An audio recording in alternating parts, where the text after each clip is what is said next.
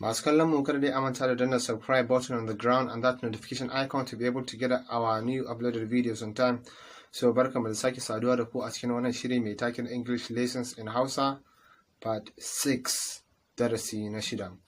So kada dai a manta kamar kullum a cikin darussan da muke kawo muku muna dan kawo muku dan muhaddatha ne conversation, ma'ana dan tattaunawa da tambayoyi da amsoshi a cikin harshen Turanci waɗanda muke fassara su zuwa harshen Hausa domin karuwar masu kallon mu da sauraron mu da kuma taimakawa al'ummar Hausawa waɗanda suke fata kuma suke son su san iya harshen Turanci.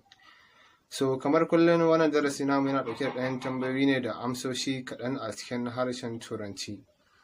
So jumlar da zamu fara tambayar da zamu fara yi a yanzu shine where is my phone? Ina wayata? Where is my phone? Ina wayata? Where is my phone? Ina wayata? Your phone is with me. Wayarka tana gurina. Your phone is with me. Wayarka tana gurina. What are you doing with it? Me kake yi da ita? What are you doing with it? Me kake yi da ita? What are you doing with it? Me kake yi da ita? I want to make call. Zan yi kira ne. I want to make call. Zan yi kira ne. Whom are you going to call? Wa za ka kira? Whom are you going to call? Wa za ka kira? I'm going to call father. Zan kira baba ne. I am going to call father. Zan kira baba ne. What are you going to tell him? Me za ka gaya mai? What are you going to tell him? Me za ka gaya mai? I will ask him to buy a computer for me. Zan faɗa mai ya sai min computer. What are you going to tell him? Me za ka gaya mai? I will ask him to buy a computer for me. Zan gaya mai ya sai min computer ko zan faɗa mai ya sai min computer. What are you going to do with computer? Me za ka yi da computer? What are you going to do with the computer? Me za ka yi da computer? I will use it to study. Zan dinga yin karatu da ita. I will use it to study. Zan dinga yin karatu da ita. I will use it to study. Zan dinga yin karatu da ita. Okay, fine. Yayi kyau. Okay, fine. Yayi kyau. Tell him to buy a bicycle for me. Ka faɗa mai ya sai min keke. Tell him to buy a bicycle for me. Ka gaya mai ya sai min keke. What are you going to do with the bicycle? Me za ka yi da keken? What are you going to do with the bicycle? Me za ka yi da keken? What are you going to do with the bicycle? Me za ka yi da keken?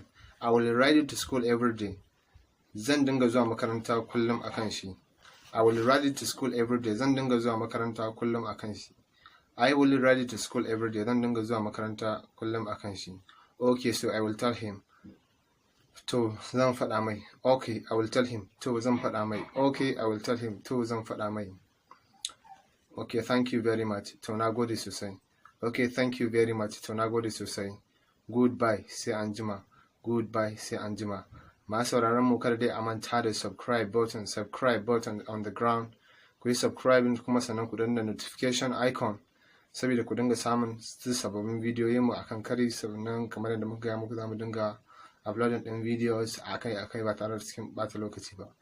Kuma sannan zan dan dinga yin wasu kalan videos din da za a dan dinga yin abubuwa, za a dan dinga ba masu sauraro shawarwari akan yadda za su dinga bullowa harkokin karatunsu da kuma wasu abubuwan na rayuwa kamar yadda na faɗa a cikin darasin farko.